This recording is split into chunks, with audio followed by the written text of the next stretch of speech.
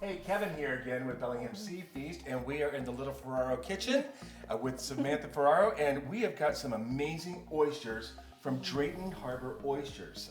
Steve and Mark up in Blaine have Drayton Harbor Oysters, and they do a fantastic job of creating delicious oysters for our community, and they also help educate and train people on our oceans and the acidifications and what happens actually with the oysters and what they do for our oceans. So it's really cool, but we're excited today that we actually get to try some oysters on the heft shell, and we're gonna bake them, and Samantha's gonna be creating a delicious dish for us.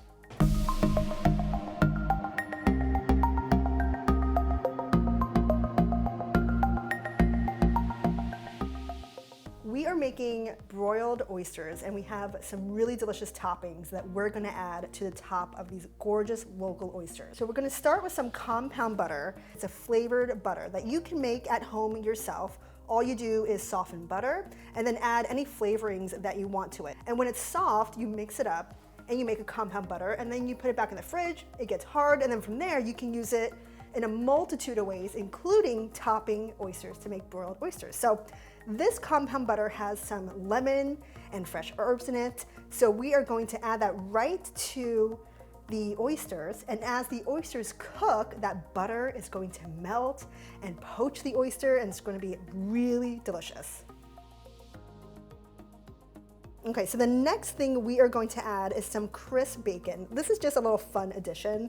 It's salty, it's crunchy, it pairs well with the oysters and the butter. I'm just gonna add a little sprinkle of cooked bacon right on top of the butter, and it's going to stay crisp and salty and give a really nice texture difference to the soft oyster.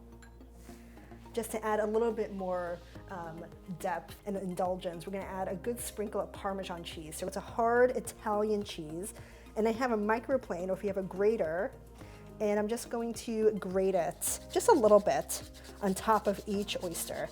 And again, it's going to give another salty element to it, another savory element to it. And as the oysters bake, the cheese will kind of get crispy and solidify right on top. So now we're gonna take these, pop these in the oven for about 10 minutes, 400 degrees, and we want the oyster to get nice and poached and just cook through.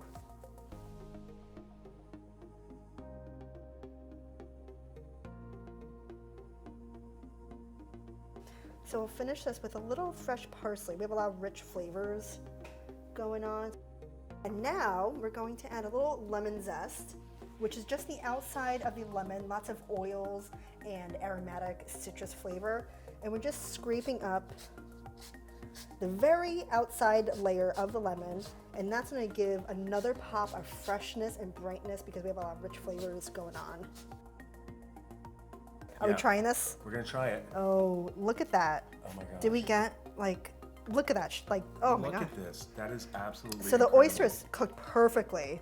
It's, I mean, and all the butter that's in there, and all the bacon and the Parmesan, it's just, oh my God, I'm drooling so I know. bad. Okay. Are we doing We're this? gonna try this. Okay. Okay, here we go. Oh my gosh, I'm excited. Hot. Oh my God. Hot, hot. Mm-mm. Oh my God. Okay, I'm sorry, I just That is divine. Oh my God, and so easy. Ooh. So easy. That broth. Oh my gosh. Incredible. Absolutely incredible. You guys have got to try heck this. yeah. Samantha, that's this. I'm just gonna eat this whole. I'm just gonna eat the shell. I know, but Oh my God, that's really, really good. thank you. Oh, thank you for you. creating this. Thank yeah. you. Oh my gosh. Thank you to You Drayton. guys have got to try this. I'm serious. It doesn't take a long So good. time. It's super easy. Oh my gosh. Super flavorful. Yeah. You're gonna feel just amazing when you have these, Yeah. and you're gonna want like 10 or 11 of them. I like that. Stay tuned with us this next week when you'll be able to see some cool stuff from Samantha and Little Ferraro Kitchen.